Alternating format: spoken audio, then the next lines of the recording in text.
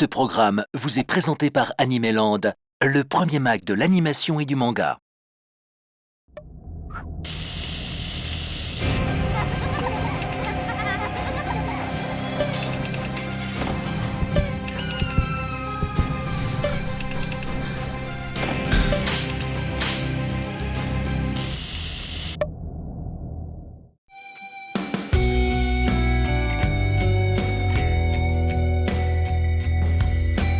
Lily Chio vient d'arriver dans une maison bien particulière.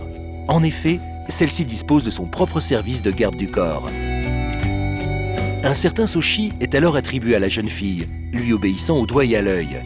Mais dans le quartier, on murmure que cette maison de Ayakashi est une maison de monstres. Et c'est vrai, tous les pensionnaires et leurs gardes du corps sont en réalité des yokai, ces créatures issues du folklore japonais.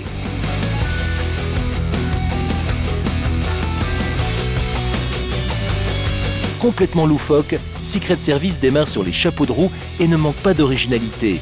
Flirtant entre action, romance et humour, le tout s'agrémente de personnages aussi charismatiques que caractériels.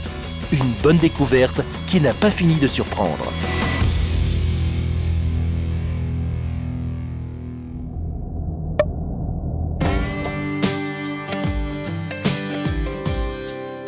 Après une déception amoureuse ayant ruiné sa réputation, Mimi retourne sur l'île de son passé qu'elle a quittée 3 ans auparavant. Elle y retrouve ses amis d'enfance, Yosuke Sumire et Hikari. Persuadée que tout sera comme avant, elle n'imagine pas encore les nombreuses péripéties à venir. Après Wings of Freedom paru chez Soleil, Kozue Chiba change de registre, offrant à ses lecteurs une histoire qui sent bon l'iode et le sable. Lecture agréable, au graphisme soigné, Blue se démarque par son ambiance douce et amère et sa maturité inattendue. Loin d'être fleur bleue, les histoires d'amour imaginées par la mangaka touchent et promettent de nombreux rebondissements. Et avec 8 tomes en tout, il va y en avoir.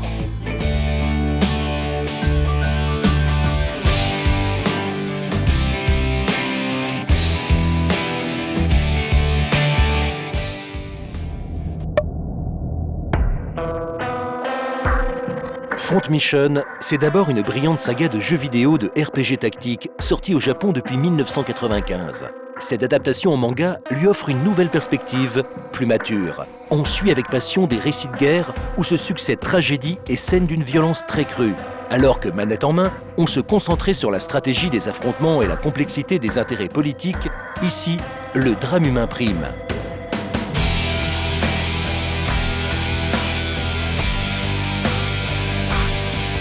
On regrette un dessin encore inégal, même si le travail sur les armures, les ombrages et les trames s'avère excellent.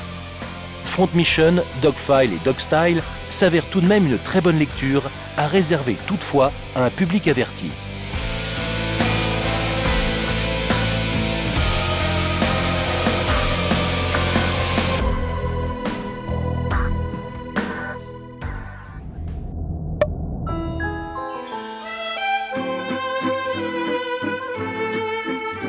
Voici le manga qui a servi de point de départ au film La colline aux coquelicots, dernier né du studio Ghibli. Ce manga a été créé à la fin des années 70. C'est un shoujo publié dans le même magazine où l'on trouvait Candy ou Georgie. On retrouve donc une héroïne devant faire face dès son plus jeune âge à des difficultés ancrées dans la réalité. Ici, Umi est l'aînée d'une famille monoparentale de 3 enfants. Leur père a disparu en mer il y a maintenant 10 ans. Elle doit aussi s'occuper de la pension familiale tout en suivant ses cours. Il faut reconnaître que le style de dessin a pris un sacré coup de vieux. On se demande aussi pourquoi Hayao Miyazaki s'est intéressé à ce titre finalement passé inaperçu au Japon. À découvrir, surtout si on a vu le film, pour comprendre comment Ghibli arrive à s'approprier une œuvre.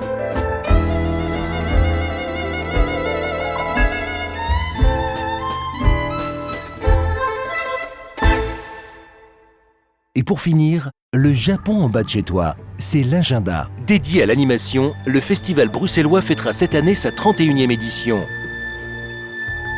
La ville de Saint-Étienne se met à l'heure du cosplay avec Japan Event. Une vingtaine d'auteurs japonais sont attendus cette année au Salon du Livre, dont les mangakas de Terma et Romae ou la grande Moto Hagio.